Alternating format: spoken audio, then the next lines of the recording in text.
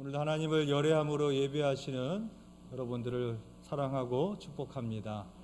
또 각자의 처소에서 온라인으로 예배드리시는 분들도 사랑하고 축복합니다. 오늘 또 저희 교회를 처음 방문하신 분들 계십니다. 환영하고 축복합니다. 그리고 박남기 권사님 수술을 받으셨는데 오늘 오시지 않았나요? 예, 오셨습니다. 박남기 권사님 잠깐 자리에서 일어나시면 이쪽에 앉아 계시는데 우리 박남기 권사님 더 앞으로도 강건해지시라고 우리 축복의 박수 한번 하도록 하겠습니다. 우리 원로 장로님들 또 많이 참석해 주셔서 감사합니다. 우리 원로 장로님들의 건강을 위해서도 기도 부탁드리겠습니다. 오늘 말씀 제목인데요, 한번 좀 따라 하시겠습니다. 기도는 반드시 응답됩니다. 아멘이십니까? 네, 아멘. 네, 기도는 반드시 응답됩니다. 기도는 하나님의 자녀된 우리들에게는 특권이요, 권세요, 축복입니다. 그리고 지금 여러분이 아멘 하신 것처럼 기도는 반드시 응답됩니다. 그런데 실제로 크리스찬 중에 기도의 삶을 사는 사람들은 많지 않습니다. 기도가 하나님의 자녀로서의 특권인데, 권세인데, 축복인데, 그리고 지금 여러분들이 아멘 하신 것처럼 기도는 반드시 응답이 되는데 기도의 삶을 사는 크리스찬은 많지 않다라는 것입니다. 그러면 왜 우리는 기도하지 않을까요? 여러 가지 다양한 이유가 있을 수 있지만 그 중에 대표적인 이유는 이것이라고 생각합니다. 그것은 무엇인가 하면 기도가 응답이 잘 안 된다고 생각하기 때문입니다. 여러분은 기도하면 응답이 잘 되시는 것 같습니까? 안 되는 것 같으십니까? 여러분만 아시고 주님만 아시죠? 실제로 기도해도 응답이 안 되는 것처럼 느껴질 때가 훨씬 더 많습니다. 그렇기 때문에 우리는 기도를 해도 응답이 되지 않으니까 우리가 독백을 해도 혼자 독백을 오랫동안 하면 지칩니다.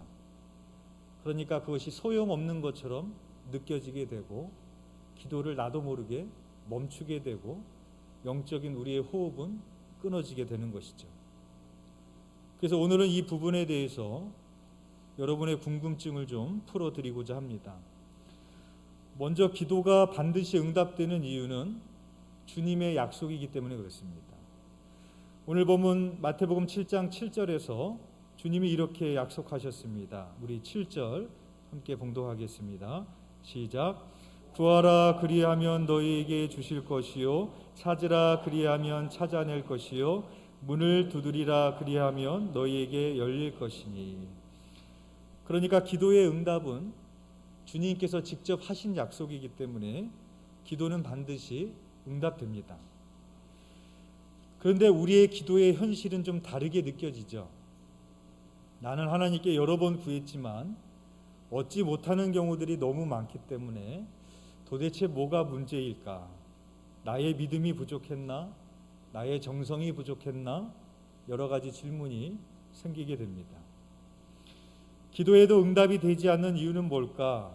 많은 사람들이 이렇게 생각합니다. 첫 번째는 믿음이 부족해서. 아마도 이런 생각을 들게 해준 말씀이 있다면 야고보서 1장 6절의 말씀일 겁니다. 오직 믿음으로 구하고 조금도 의심하지 말라.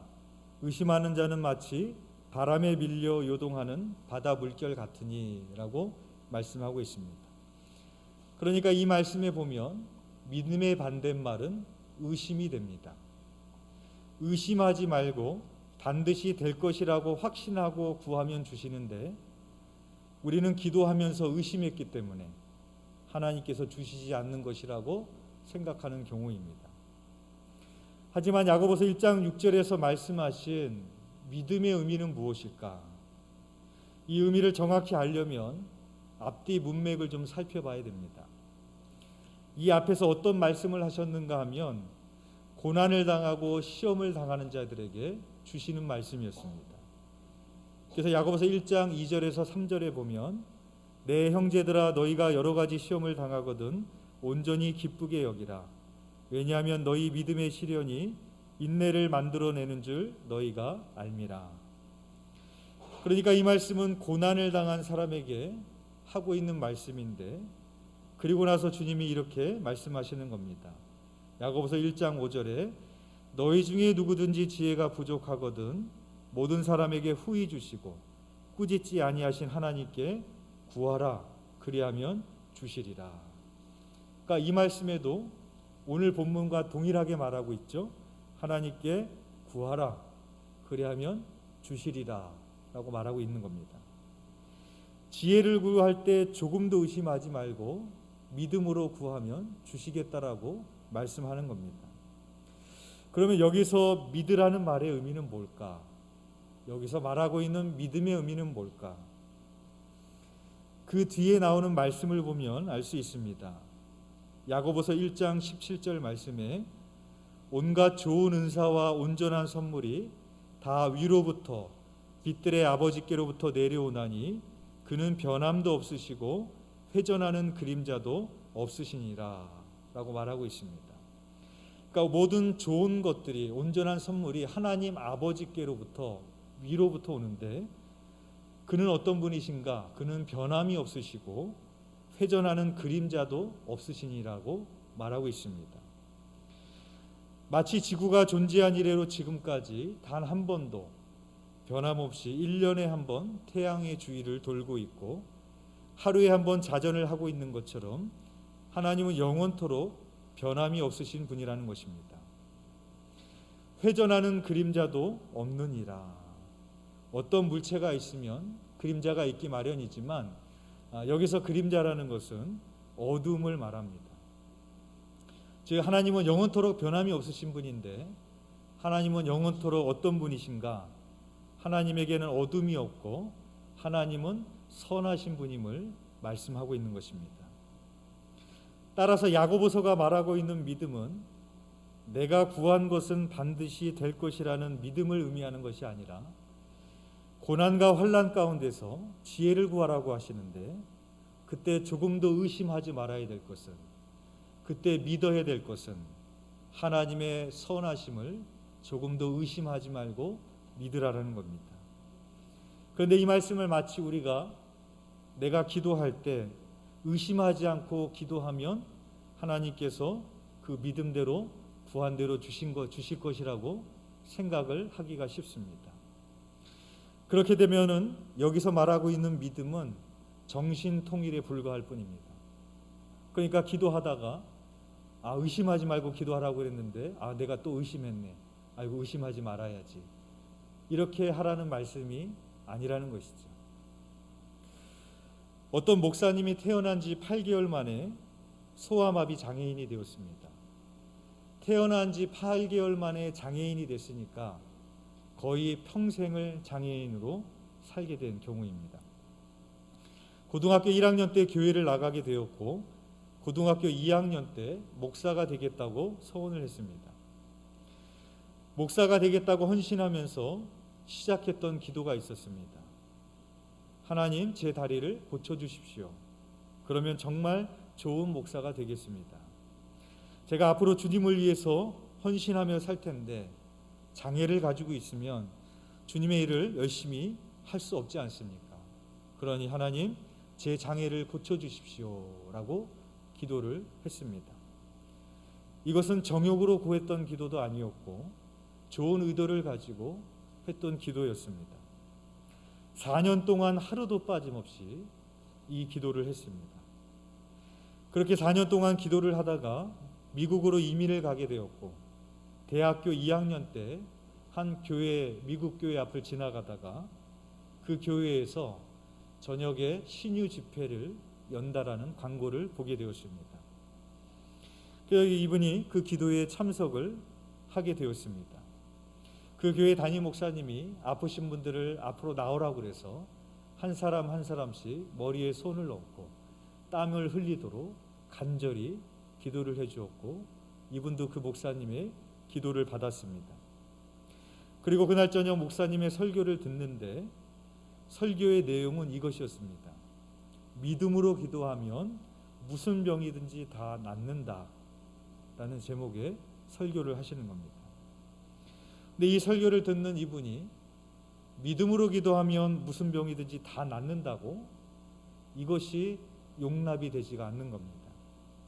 왜냐하면 나는 지난 4년 동안 하루도 빠짐없이 기도를 했는데, 믿음으로 기도하면 무슨 병이든지 다 낫는다고 했는데, 그렇다면 내가 낫지 않았다면, 그렇다면 나에게 믿음의 문제가 있었던 것인가? 그러면 과연 하나님이 원하시는 믿음은 뭔가? 이런 질문이 생길 수밖에 없었다라는 것입니다. 너무나도 마음이 힘들고 어려워서 예배를 마치고 목사님을 찾아갔습니다. 그리고 목사님에게 질문을 했습니다. 정말로 믿음으로 기도하면 무슨 병이든지 다 낫습니까? 그 목사님이 대답하기를, 믿음으로 기도하면 무슨 병이든지 다 낫는다라고 말을 하는 겁니다. 정말 그렇습니까? 그렇다. 그 순간에 성경에 나오는 바울의 이야기를 하고 싶었습니다. 왜냐하면 바울도 육체의 가시를 가지고 있었는데 하나님께 3번 구했는데 하나님께서는 고쳐주지 않으셨기 때문입니다. 그래서 그 이야기를 꺼내려고 하는데 그 목사님이 먼저 그 이야기를 하시더랍니다. 바울에게 육체의 가시가 있었지? 그렇습니다. 그가 육체의 가시를 걷어달라고 기도했는데 하나님께서 그 병을 고쳐주셨을까? 고쳐주지 않았습니다. 그런데 그 목사님은 고쳐줬다라고 말하는 겁니다. 그 병이 나았지? 아니요, 낫지 않았습니다. 근데 목사님이 이렇게 설명을 하시더랍니다. 그가 너무 괴로워서 육체의 가시를 거두어 달라고 3번 기도했다. 그 기도 끝에 하나님이 응답하시기에 내가 여러 계시를 받은 것이 지극히 크므로 너로 자만하지 않게 하려고 내 몸에 육체의 가시를 두었고 내 은혜가 내게 족하다라는 주님의 뜻을 보여주었지. 그 뜻을 깨닫고 난 다음에 바울이 또 기도했을까? 안 했습니다. 그러자 그분이 또 이렇게 말씀합니다. 그러면 그 병이 나았지. 그에게 그것은 더 이상 병이 아니라 오히려 하나님께서 그를 사용하시기 위한 은사일 뿐이야. 하나님께서 그를 통해 그 일을 이루시기 위해 그 몸에 육체의 가시를 준 것을 깨달았다면 바울은 이제 더 이상 그것을 질병으로 여기지 않고 괴로워하지 않았을 거다. 그러면 그 병은 나은 거다. 그렇게 말을 하더랍니다. 의심하지 말고 믿음으로 구한다고 할 때 그 믿음은 내가 원해서 구하는 대로 주시겠다라는 의미가 아니라 하나님의 선하심을 믿으라는 겁니다. 설사 내가 이해할 수 없는 고난 가운데 있을지라도 선하신 하나님을 믿고 의심치 않고 구했을 때 우리는 바울처럼 그 고난의 의미를 깨닫게 되는 응답도 받게 되고, 그렇게 되면 그 고난은 더 이상 고난이 되지 않습니다. 나에게는 하나님이 사용하시는 은사가 되고 사명이 될 뿐인 것입니다. 기도가 응답이 되지 않을 때 사람들이 생각하는 두 번째 이유는 정성이 부족해서 그런가라는 생각을 하게 됩니다. 그래서 우리의 선조들이 새벽에 정한수를 떠다 놓고 곱게 한복으로 차려입고 정성껏 천배를 드리거나 그렇게 정성을 쌓아서 기도했던 것처럼 정성이 부족해서 그런가라고 생각하게 되어집니다. 기도를 많이 해야 되는데 기도를 많이 하지 않아서 하나님이 응답하시지 않는 거구나 라고 생각할 수 있습니다. 그런데 하나님은 우리의 기도의 수를 세시거나 우리의 기도의 시간을 체크하시는 분이 아닙니다. 그러나 우리는 기도를 오래 해야 되고 지속적으로 해야 되는 이유가 있습니다. 왜냐하면 하나님은 우리가 기도를 오래 하고 지속적으로 해야 들으시는 분이기 때문이 아니라 그것은 나를 위함입니다. 기도를 오래 하고 지속적으로 해야만 내 안에서 깊은 기도가 터져나오고 진실된 기도가 터져나오고 그 기도가 나의 성품을 깎기 때문에 그렇습니다. 따라서 기도의 양을 채우는 것은 하나님을 위해서가 아니라 나를 위해서인 것입니다. 사람들이 이렇게 생각에 영향을 준 말씀이 있다면 누가복음 18장의 말씀일 겁니다. 예수님께서 불의한 재판관과 불쌍한 과부에 대한 말씀을 비유로 드십니다. 한 여인이 너무 힘들어서 재판관을 찾아가서 자기의 원한을 풀어달라고 간청을 했습니다. 근데 이 재판관이 듣지 않습니다. 듣지 않으니까 또 찾아갑니다. 그런데 또 듣지 않습니다. 또 찾아갑니다. 그런데 또 듣지 않습니다. 계속 자꾸 찾아오니까 이 재판관이 생각하기를 이 여인의 청을 들어주지 않으면 이 과부가 나를 계속 번거롭게 할 것이니 내가 그 원한을 풀어주리라 생각을 하게 됩니다. 사람들이 이 비유 때문에 마치 하나님께 자꾸 간청하면, 하나님을 자꾸 못살게 굴면 하나님은 들어주시는 분이다 라고 오해를 하게 됩니다. 그런데 예수님께서 이 비유를 말씀하고 계시는 진짜의 목적은 불의한 재판관을 하나님으로 비유하고 있는 게 아닙니다. 오히려 대조시키고 있는 겁니다. 그러니까 하나님은 이 불의한 재판관 같은 분이 아니라는 것이죠. 불의한 재판관은 이 여인의 원한을 풀어달라는 말을 듣기를 원하지 않았어요. 새겨 듣지 않습니다. 그러다 어쩔 수 없이 마지못해서 내가 괴로울까 봐 원한을 풀어줬다는 거예요. 근데 하나님이 그런 재판관이라고 말하고 있는 것이 아니라 하나님은 그런 재판과 다른 분이다. 하나님은 우리의 작은 신음소리에도, 우리의 기도에 하나의 음성도 떨어뜨리지 아니하시고 귀를 기울이시고 응답하시는 분이다. 그것을 우리에게 말씀해 주기 원하신 그런 내용입니다. 따라서 반복적으로 지속적으로 우리가 기도해야 되는 것은 그래야 하나님이 듣기 때문이 아니라 그 반복적인 기도는 우리의 간절함의 표현일 뿐입니다. 너무 간절해서, 너무 절실해서 우리는 한 기도를 또 하고 한 기도를 또 하게 됩니다. 기도의 숫자를 채우기 위함이 아니라 우리의 마음을 채우기 위함인 것입니다.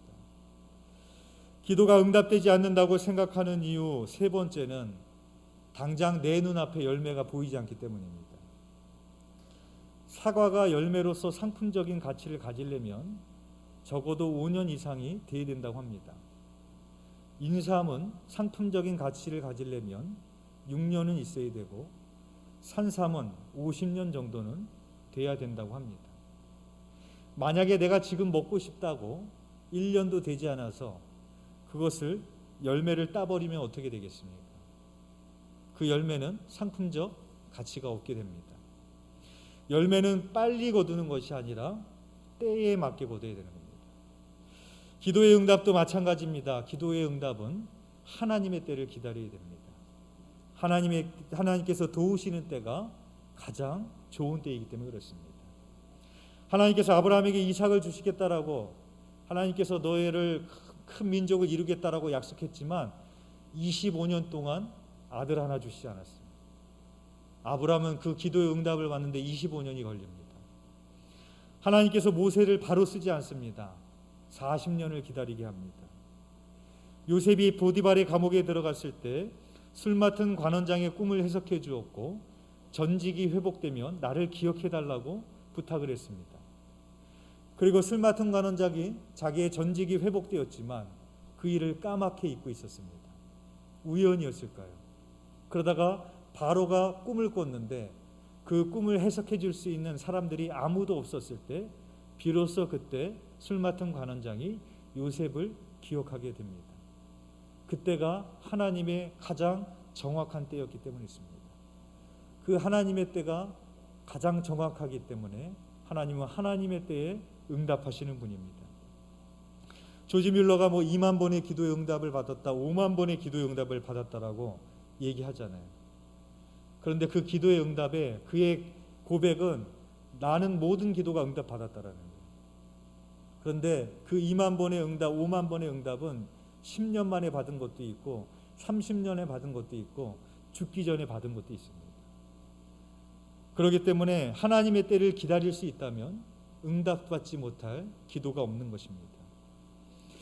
오늘 본문 7절에서 하나님은 우리의 기도에 반드시 응답하신다라는 약속을 주시고, 그리고 나서 비유를 들어 말씀을 하십니다. 우리 9절과 10절 함께 봉독하겠습니다. 시작. 너희 중에 누가 아들이 떡을 달라 하는데 돌을 주며 생선을 달라 하는데 뱀을 줄 사람이 있겠느냐. 자식이 무엇이 나에게 필요한지 몰라서, 나에게 뭐가 좋은지 몰라서 아버지에게 돌을 달라고 하면 돌을 줄 아비가 있을까요? 있습니다. 제가 그렇습니다. 저희 아들이 팝콘을 좋아하는데 극장에 가면 꼭 팝콘을 사달라고 이야기를 합니다. 그럼 저는 아들이 먹고 싶다고 하니까 그냥 사줍니다. 그러면 옆에 있던 제 아내가 난리가 납니다. 아니, 당신 지금 제정신이냐고, 제 몸을 좀 보라고, 제 저렇게 건강이 망가져도 좋냐고, 사달라는 대로 다 사주면 되냐고, 그리고 못 사주게 그렇게 만듭니다. 그럼 저희 아들이 짜증을 내요. 아빠는 하고 싶은 대로 다 해주는데 엄마는 맨날 못하게 해. 그렇게 불평을 합니다. 저희 아들이 봤을 때 저는 좋은 아빠입니다. 왜냐하면 하고 싶은 대로 해주니까. 그러나 제 아내는 제 아들이 봤을 때 좋은 엄마가 아니라 나쁜 엄마입니다. 그러나 제 아내는 제 아들에게 좋은 것을 주는 엄마입니다. 진짜 좋은 부모는 누구이겠습니까? 자식이 원하는 대로 다 해주는 부모가 아니라 자식에게 정말로 필요한 것, 좋은 것을 주는 것이 좋은 부모일 것입니다. 그래서 11절 말씀에 이렇게 말씀을 하십니다. 우리 11절 함께 봉독하겠습니다. 시작. 너희가 악한 자라도 좋은 것으로 자식에게 줄 줄 알거든 하물며 하늘에 계신 너희 아버지께서 구하는 자에게 좋은 것으로 주시지 않겠느냐. 이 말씀을 보면 구하면 주시고 찾으면 찾고 두드리면 열린다라고 했는데, 우리에게 주신 약속은 구하는 대로 주신다라는 약속이 아니에요. 무엇으로 주신다고 약속했어요? 좋은 것으로 주신다고 약속했어요. 그러니까 기도의 응답은 내가 구한 대로 돼야지만이 기도의 응답이 아닙니다. 하나님의 응답은 나의 생각과 다를 수 있어요. 나의 원함과 다를 수 있어요. 그러나 하나님은 반드시 우리의 기도에 응답하신 하나님이십니다. 그래서 평행본문인 누가복음 11장 13절에 보면 이렇게 말씀합니다. 너희가 악할지라도 좋은 것을 자식에게 줄 줄 알거든 하물며 너희 하늘 아버지께서 구하는 자에게 성령을 주시지 않겠느냐라고 말씀합니다. 하나님은 우리에게 좋은 것을 주시는 분인데 가장 좋은 건 뭘까요? 성령님입니다. 성령님을 우리 안에 주셨잖아요. 그래서 저와 여러분은 항상 감사해야 될 이유가 여기 있습니다. 왜냐하면 하나님은 우리에게 가장 좋은 것을 이미 주셨어요. 우리는 가장 좋은 걸 나중에 주지만 하나님은 가장 좋은 것을 이미 주신 분입니다. 성령 하나님이 우리 안에 거하시게 주셨고 예수 그리스도를 우리에게 주셨습니다. 그래서 우리는 범사에 감사해야 되는 겁니다. 가장 좋은 것을 먼저 주셨기 때문에. 예전에 청년부 수련회 때 마가의 다락방에 한 전도사님이 와서 설교를 하는 걸 들은 적이 있는데, 그 전도사님이 그렇게 얘기를 하더라고요. 하나님이 정말 줄 거 없을 때 돈 주시더라. 하나님이 정말 주실 거 없을 때 돈 준답니다. 우리는 뭐니 해도 뭐가 최고예요? 우리는 뭐니 해도 뭐니가 최고인데 하나님은 뭐니가 최고가 아니래요. 정말 줄 거 없을 때 돈 주는 분이 하나님이라는 그런 고백을 제가 듣게 되었습니다. 여러분, 또 여러분의 삶을 한번 뒤돌아 보십시오. 여러분은 하나님께 구한 것만 받으셨어요? 아니면 구하지 않은 것도 받으셨어요? 구하지 않은 것도 받으셨죠. 내가 구한 것보다 구하지 않은 것을 우리는 훨씬 더 많이 받았습니다. 좋은 아버지는 자식이 떡을 달라고 하면 떡을 줍니다. 좋은 아버지는 내가 뭘 필요한지 모르고 뭐가 좋은지 몰라서 돌을 달라고 해도 떡을 줍니다. 좋은 아버지는 구하지 않아도 떡을 줍니다. 이게 좋은 아버지입니다. 그래서 이런 말씀이 있는 거예요. 마태복음 6장 8절에 그러므로 그들을 본받지 말라. 구하기 전에 너에게 있어야 할 것을 하나님 너희 아버지께서 아시느니라. 좋은 아버지는 우리가 구하기 이전에 내가 뭘 필요한지를 아신다라는 거예요. 그래서 바리새인처럼 중언부언하지 말아라, 그렇게 말씀을 하시는 겁니다. 그러면 여기서 우린 또 질문이 생기죠. 그러면 왜 기도해야 되나? 뭐가 필요한지 아시는데. 그린웨이라는 선교사님이 선교 현장에서 경험했던 일입니다. 하루는 누가 밖에 와서 문을 두드리는 거예요. 문을 열어서 보니까 한 10살쯤 되어 보는 여자아이가 있는데 아주 꾀재재해 보이고 두려움이 가득하고 겁먹은 얼굴을 하고 문 앞에 서 있는 겁니다. 너무 불쌍해 보여서 들어오라고 그랬습니다. 무슨 일인가 물어봤더니 이 여자아이가 조심스럽게 입을 여는데 엄마는 자기가 3살 때 돌아가셨고 아빠는 알코올 중독자인데 4개월 전에 술에 취해서 자기를 총으로 쏴서 죽이려고 해서 도망 나왔다라는 겁니다. 그 사정을 다 듣고 나니까 원래는 밥만 먹여서 돌려보내려고 했는데 돌려보낼 수가 없더랍니다. 그래서 고민을 하고 아내와 의논을 했는데 이미 이 그린웨이 선교사님에게는 딸이 4명이 있었습니다. 그러나 이 아이를 입양하기로 결심을 합니다. 그리고 입양을 하는 후에 이렇게 말했습니다. 이제부터는 내가 내 아버지고 너는 내 딸이다. 네가 필요한 게 있으면 이제 뭐든지 다 내게 말해라. 그렇게 말했습니다. 여자아이가 고맙다고 그랬습니다. 그런데 시간이 지나도 이 여자아이는 한 번도 그린웨이에게 자기에게 필요한 것을 말하지 않았습니다. 이 아이의 심정이 이해가 되십니까? 또 버림받을까 봐, 필요한 것을 이야기했다가 어려움을 당할까 봐 구하지 못했던 겁니다. 근데 어느 날 그린웨이가 서재에 앉아 있는데 이 아이가 들어왔습니다. 왜 그래? 무슨 일이야? 그자 이 아이가 아주 부끄러운 듯 조심스럽게 말을 했습니다. 아빠, 신발끈이 필요해요. 그렇게 말을 하더랍니다. 근데 이 그린웨이 선교사님이 그 아빠라는 말을 들었을 때 울컥 눈물이 터지더랍니다. 이 아이가 나를 드디어 아빠라고 불렀구나. 이 아이가 드디어 나에게 필요한 것을 이야기하는구나. 그렇게 감동이 되었다고 합니다. 기도라는 것이 우리가 원하는 것을, 필요한 것을 얻어내는 수단으로 주신 것이 아니라 무엇이 필요한지도 아는데 구하라고 하는 이유는 하나님이 우리를 지키시는 좋은 아버지임을 경험케 하시기 위함인 것입니다. 또 하나님 우리에게 구하라고 하신 또 한 가지 이유가 있어요. 오늘 이 말씀이 단순히 이렇게 끝나지 않습니다. 12절 말씀에 이렇게 끝납니다. 우리 12절 함께 봉독하겠습니다. 시작. 그러므로 무엇이든지 남에게 대접을 받고자 하는 대로 너희도 남을 대접하라. 이것이 율법이요 선지자니라. 아멘. 왜 하나님이 우리에게 구하라고 할까? 우리에게 주시는 것만 받기 위해서 그것이 끝이 아니다. 내가 너에게 그렇게 줬던 것처럼 대접을 받기 원한다면 너도 남에게 먼저 대접하는 사람이 되라. 우리에게 주신 것만, 주실 것만 구하는 것이 아니라 다른 사람을 위해서 구하라고, 다른 사람을 위해서 중보하라고, 나에게 필요해서가 아니라 저 사람에게 필요해서 기도하라고, 하나님께 구하라고 말씀을 하시는 것입니다. 기도가 어렵게 느껴지는 이유는 나의 기도가 무엇을 얻어낼 수 있느냐에 초점이 맞춰져 있기 때문에 그렇습니다. 그러나 나의 기도의 초점이 어떻게 하면 하나님과 동행하는 삶을 살 수 있을까에 초점이 맞춰져 있으면 기도는 어렵지 않습니다. 하나님과 동행하는 삶을 사는 사람의 기도는 무엇이든지 하나님께 구합니다. 그리고 하나님과 동행하는 삶을 사는 사람의 기도는 원하는 대로 되지 않았을 때도 실망하지 않습니다. 계속 아버지 하나님께 기도합니다. 여러분, 기도는 하나님이 자녀에게 주신 특권이요 권세요 축복입니다. 여러분이 이것을 받으셨는데 여러분의 삶 동안에 이 특권과 권세와 축복을 누리시기를 주님의 이름으로 축원드립니다. 기도드리겠습니다.